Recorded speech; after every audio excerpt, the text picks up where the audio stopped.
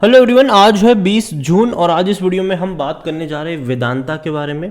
देखिए, वेदांता का जो शेयर है आज थोड़ी सी रफ्तार पकड़ता हुआ नजर आया, 1% की ही सही लेकिन छोटी सी तेज़ी यहाँ पर ज़रूर है। 280 रुपये के आसपास वेदांता का शेयर ट्रेड कर रहा है।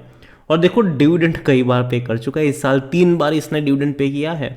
वीडियो में बातचीत करेंगे कंपनी को लेकर, मैनेजमेंट की तरफ से एक बहुत बढ़िया कमेंट्री आई है जिसके बारे में हम इस वीडियो में हम बातचीत भी करेंगे। लेकिन उससे पहले, अगर आपने अभी तक चैनल को सब्सक्राइब नहीं किया है तो प्लीज़ अभी इसे सब्सक्राइब कर लीजिए, क्योंकि आगे भी बहुत सारे वीडियोस हैं जो आपको काफ़ी ज़्यादा हेल्प करेंगे। तो वेदांता 280 रुपये का शेयर है, आज 1% की ही सही लेकिन तेज़ी यहाँ पर ज़रूर देखने को मिली है। पिछले एक महीने में अगर आप देखोगे तो 2% की गिरावट है। अब देखिए, एक झटके में 300 रुपये से गिरकर 278 के आसपास पहुँचा, लेकिन डिविडेंड जो पे किया था ये उसी का एडजस्टमेंट था। उसके बाद अगर आप देखो तो लंबे समय तक ये इस रेंज के आसपास रहा, लेकिन अभी धीरे धीरे अटेम्प्ट कर रहा है ऊपर की तरफ जाने के लिए, जो कि अच्छा है। अगर आप एक साल की बात करोगे तब यहाँ पर 19 से 20% की तेज़ी है, लेकिन अगर इसमें हम डिविडेंड को भी काउंट कर लेंगे तो पैसा तो बहुत अच्छा बना है। एक बड़ी रफ्तार यहाँ पर देखी थी, 332 तक शेयर गया था, बाद में करेक्शन देखने को मिला। और देखो, जब भी ना ये 270 के आसपास गया है तेज़ी आई है। लेकिन आपको बता दें कि तब तक इसने अच्छा खासा डिविडेंड भी पे किया है बीच में, और काफ़ी अच्छा पे किया था इसने डिविडेंड। मैनेजमेंट की कमेंट्री ये है कि वेदांता का प्लान है कि भैया $1.7 बिलियन इन्वेस्ट करने का फाइनेंशियल ईयर 2024 में, कि भैया आने वाले ग्रोथ के लिए, ठीक है, ग्रोथ प्रोजेक्ट्स। ये कंपनी के चेयरमैन अनिल अग्रवाल जी का स्टेटमेंट है। यहाँ पर अगर आप देखोगे तो Vedanta limited plan to invest 1.70 billion in the current financial year to expand the capacities of its various business operations.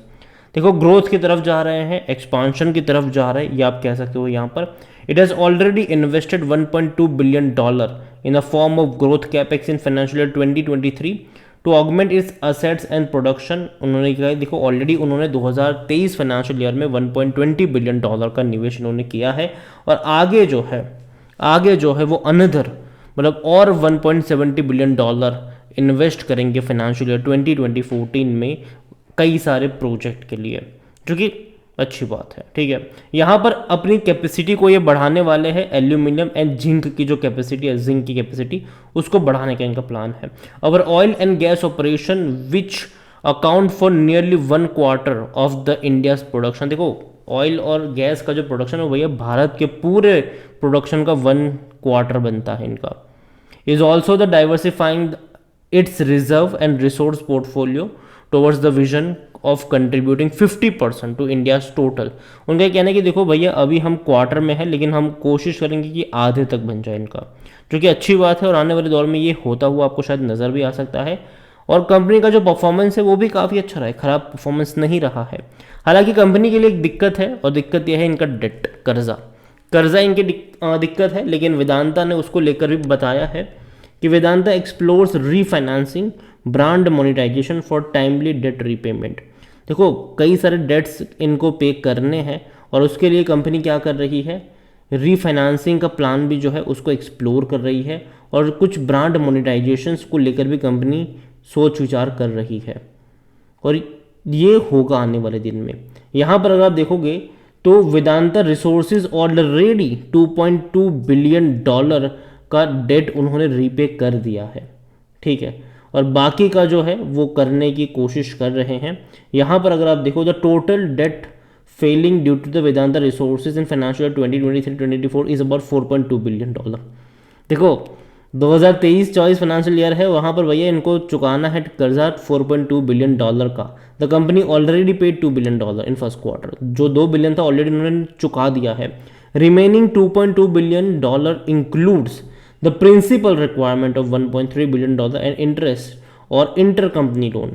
बाकी का भैया जो ये $2.2 बिलियन है ये अब इनको चुकाना है। लेकिन देखो, एक प्लान था इनका कि कंपनी जो है वो अपना इंटरनेशनल जिंक असेट्स बिजनेस, अब खुद की ही कंपनी हिंदुस्तान जिंक को बेचेगी।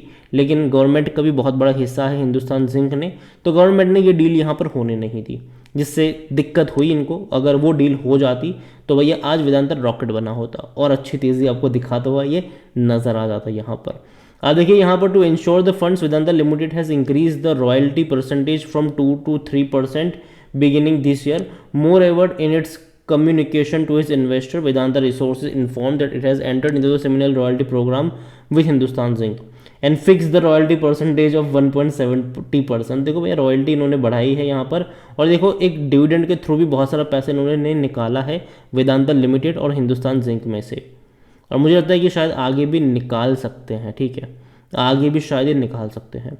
इतना ही नहीं, कंपनी कोशिश कर रही है पैसा रेज करने के लिए। अब देखिए previously Vedanta Resources has borrowed $850 million from JP Morgan and Oaktree at Zinc International, the wholly owned unit, मतलब जो शेयर्स थे उसको गिरवी रख के उन्होंने पैसा जुटाया था। ठीक है, वेदांता को लेकर अगर हम बात करने जाए तो कंपनी अच्छी है, शानदार कंपनी है, कोई ख़राब कंपनी नहीं है ये। और जहाँ तक बात करी जाए कंपनी को लेकर तो डिविडेंड की अगर मैं सबसे पहले बात करूँ तो आप देखिए 2023 में इसने कितना भारी भरकम डिविडेंड पे किया है।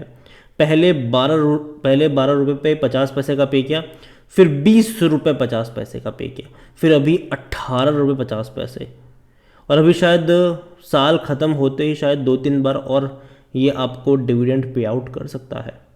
करेगा तो अच्छा होगा इनके लिए, मतलब और ज़्यादा पैसा जो है डेट है उसको चुकाने की कोशिश करेंगे, और देखो मेरे हिसाब से शायद कर सकते हैं ये। हिंदुस्तान जिंक ने में भी अगर आप देखो तो बहुत सारा पैसा डिविडेंड के फॉर्म में वेदांता ने निकाला हुआ है।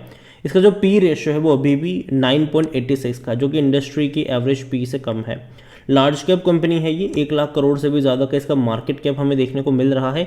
कंपनी का अगर आप रेवेन्यू देखो तो वो बढ़ रहा है, मतलब मार्च में बढ़ा था, सितंबर और दिसंबर के मुकाबले अच्छा था, लेकिन अगर आप उससे पहले पिछले साल से कंपेयर करोगे तब अच्छा नहीं है। क्योंकि देखो पिछले साल क्या था कि चाइना लॉकडाउन में था, जो डिमांड थी ना वो भारत की तरफ लौट आई थी, लेकिन अभी चाइना अनलॉक हो चुका तो डिमांड में थोड़ा सा श्रिंक हमने देखा, 40,000 से 34,000 पर चले गए इनके रेवेन्यू क्वार्टरली, लेकिन अभी लास्ट मार्च क्वार्टर में 37,900 करोड़ के आसपास है, जो कि अच्छा है। लेकिन हाँ, एक्सपेक्टेशन ये है कि अभी ये और बढ़ते रहना चाहिए, क्योंकि देखो कंपनी रेवेन्यू और प्रॉफिट अगर अच्छा कर पाएगी तभी ये जो भारी भरकम डिविडेंड पे आउट हो रहा है ना उसको जस्टिफाई कर पाएगी। लास्ट क्वार्टर में इनका जो प्रॉफिट था वो सिर्फ 1,180 करोड़ का था, जो कि कम है क्योंकि पिछले साल ये 5,800 करोड़ हुआ करता था, तो देखा जाए तो कम है ये उसके मुकाबले। रेवेन्यू में भले ही उतनी बड़ी तेज़ी, मतलब उतनी बड़ी गिरावट ना आई हो, लेकिन प्रॉफिट में बहुत बड़ी गिरावट आई है इनके। और देखो इनको प्रॉफिट अपना बढ़ाना पड़ेगा, अपने मार्जिन को इंक्रीज़ करना पड़ेगा, और अगर ऐसा करने में ये कंपनी कामयाब हो पाती है तो ही ये जो इतना बड़ा डिविडेंड पे आउट करे ना हर साल उसको जस्टिफाई कर पाएंगे। वेदांता के बारे में अगर हम बात करने जाए तो वेदांता में जो शेयर होल्डिंग है प्रमोटर की वो है 68.11, लेकिन सब कुछ गिरवी है।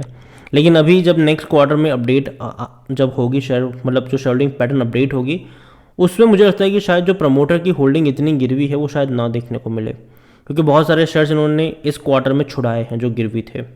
पब्लिक के पास 13.73% की होल्डिंग है, 7.88% है एफआईएस के पास।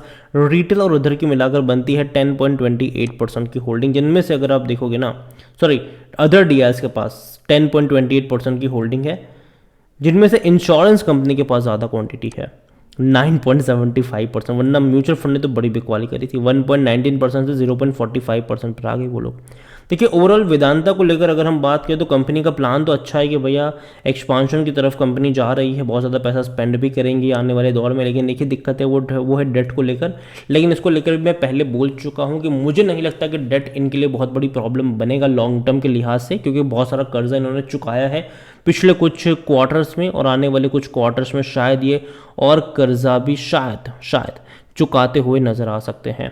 और मुझे लगता नहीं कि कोई दिक्कत आएगी डेट को लेकर यहाँ पर, शायद कंपनी जो है वो अपना कर्जा चुकाने में कामयाब हो भी सकती है। तो अभी के लिए मैं इतना कहूँगा कि है तो रखे रहो।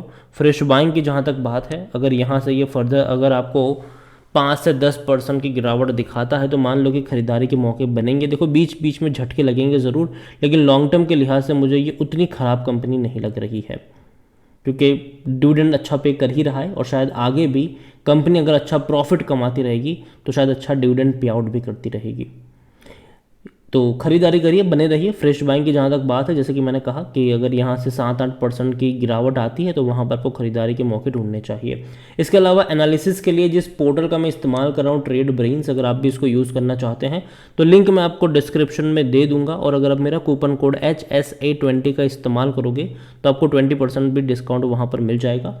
कई सारे बेहतरीन फीचर्स हैं इस पोर्टल में, जहाँ पर आप एक क्लिक में फंडामेंटली स्ट्रॉन्ग पेनी स्टॉक को ढूंढ सकते हैं। इतना ही नहीं, अच्छा डिविडेंड पे करने वाली कंपनी को भी आप आराम से चेकआउट कर सकते हैं। और कौन सी कंपनी के ऊपर ₹1 का भी कर्जा नहीं है, वो भी अगर आप चाहें तो आराम से यहाँ पर चेकआउट कर सकते हैं। इसके अलावा जो बड़े बड़े इन्वेस्टर्स हैं वो क्या खरीद रहे हैं, कितना खरीद रहे हैं, वो सब कुछ आप इनका पूरा पोर्टफोलियो तक चेकआउट कर सकते हैं कि कितने शेयर्स है, कितने परसेंटेज ऑफ होल्डिंग है, सब कुछ आप यहाँ पर चेकआउट कर सकते हैं। वीडियो को यहीं पे एंड करूँगा। पसंद आया हो तो लाइक करो, शेयर करें। चैनल अगर आप पहली बार हैं तो प्लीज़ सब्सक्राइब करें। और वेदांता के बारे में आप क्या सोचते हैं वो भी आप मुझे कमेंट में लिख के बता सकते हैं। Thank you.